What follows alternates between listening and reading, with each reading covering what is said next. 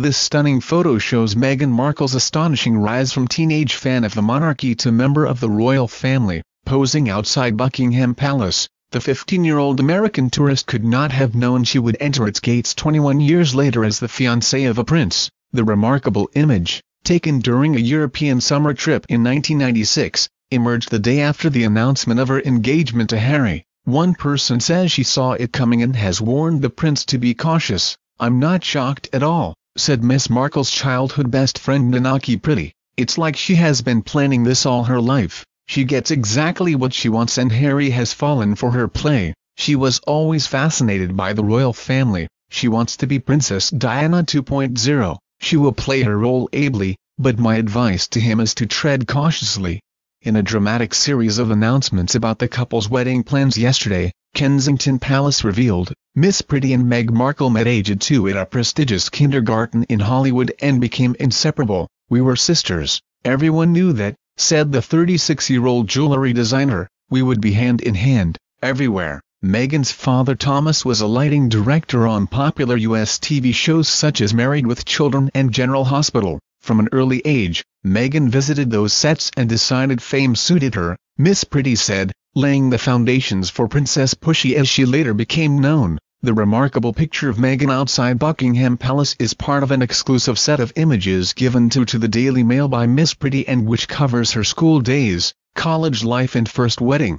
The teenage days of holidaying on the continent with her friend are long in the past for Miss Markle, and as the bride-to-be looks to the future, there are certain obstacles she must face. One of them will be embarking on a 3-year process to become a fully fledged British citizen. Miss Markle, 36, who comes from Los Angeles, will go through the lengthy application process just like a normal citizen, despite plans to marry Harry in May at St. George's Chapel, Windsor Castle. Royal sources are keen for the application process to be done properly and officially, meaning that the suit's star will not be able to cut corners. Harry's communications secretary Jason Knopf said today that Miss Markle, who has relocated to London from her home in Toronto, would be compliant with immigration requirements at all times. He added, "I can also say she intends to become a UK citizen and will go through the process of that, which some of you may know takes a number of years. She will retain her US citizenship through that process." Mr. Knopf would not comment on whether Ms. Markle would retain her US citizenship and become a dual national in the future.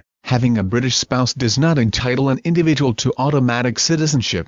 But those who are married to or the civil partner of a British citizen can apply for citizenship if they are 18 or over, of sound mind and without a serious or recent criminal record. According to Home Office guidance, applicants must also prove they have a good knowledge of English and life in the UK, with most required to sit a test costing £50, which covers British values, traditions, history and everyday life. They will also need to have been granted indefinite leave to stay in the UK, which requires an individual to have lived in the UK with their partner for several years, and meet other residency requirements. While it is likely that Miss Markle will marry Prince Harry as a US citizen, she will also have to be both baptized and confirmed as she prepares for her church wedding. The bride-to-be is Christian, a member of the Protestant faith who went to a Catholic high school. Her mother Doria Raglan is Protestant while her father Thomas Markle is Episcopalian.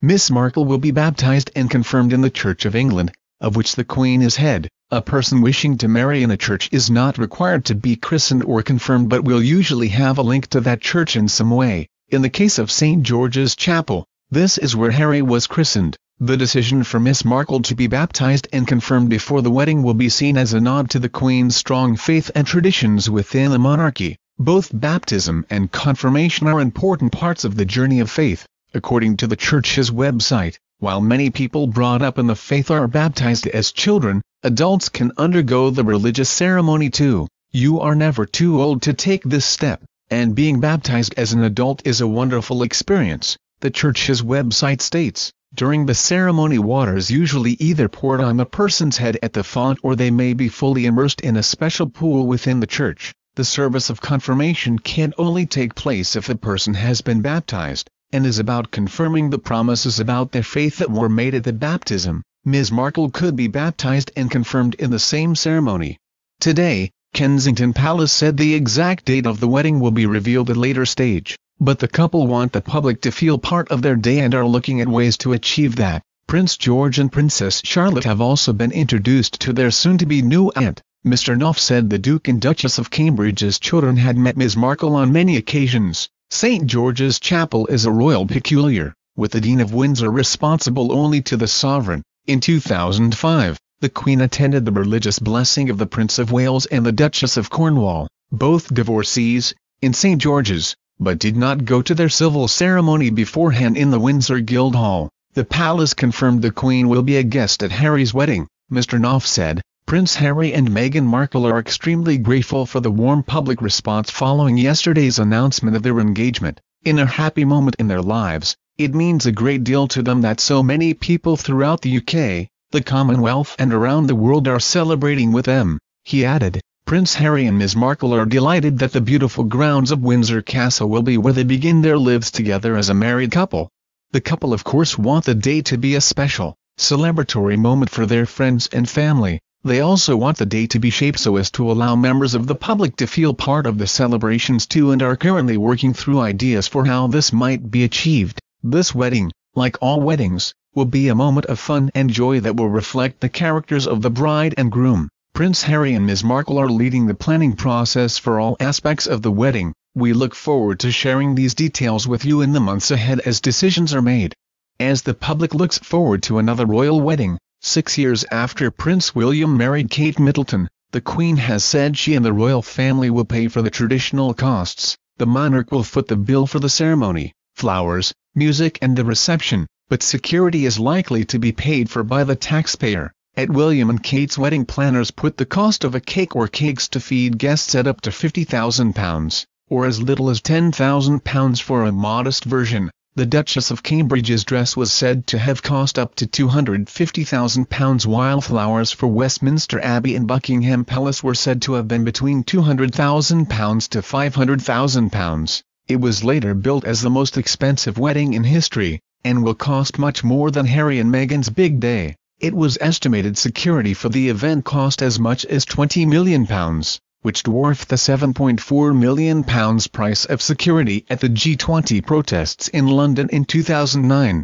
As a more direct comparison, the 1981 wedding between Prince Charles and Diana Spencer was estimated to have cost £4 million, which equates to around £12 million today. Kensington Palace also revealed today that Harry and Miss Markle will carry out their first official engagement together in Nottingham on Friday. The couple will visit the Nottingham Contemporary, which is hosting a Terence Higgins Trust World AIDS Day charity fair, and also visit Nottingham Academy to meet head teachers taking part in the Full Effect program. There will also be a walkabout by the bride and groom-to-be, a royal rite of passage for the future royal. Miss Markle is to become the fourth patron of the Royal Foundation of the Duke and Duchess of Cambridge and Prince Harry, Mr. Knopf said. On the visit to Nottingham, Harry was looking forward to introducing Ms. Markle to a community that has become very special to him. The Full Effect program, led by Harry and set up by the Royal Foundation, seeks to combat youth violence. Ms. Markle cannot wait to meet many of the young people Prince Harry has told her so much about,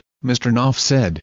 He added the away day will begin with a civic welcome at the National Justice Museum, followed by a walkabout where they will be able to greet members of the public as a couple for the first time. The event for World AIDS Day would be an upbeat, fun event that will highlight the work to smash the stigma that can still exist around HIV in the Midlands, he said. Prince Harry and Ms. Markle will be carrying out a run of joint engagements across the country ahead of the wedding, Mr. Knopf said. Ms. Markle's very keen to get around the UK and learn more about what's being done in communities across the country. Official engagement portraits of Harry and his fiancée will also be released at a later date, but it has not yet been decided who will be taking them. It was an incredibly happy day for them, Mr. Knopf said of the engagement announcement. They've been overwhelmed by the huge outpouring of support they received from people within the UK, the Commonwealth, around the world. It was a celebratory day at Kensington Palace for all of us. You can see that interview. It was a fun day for them as well.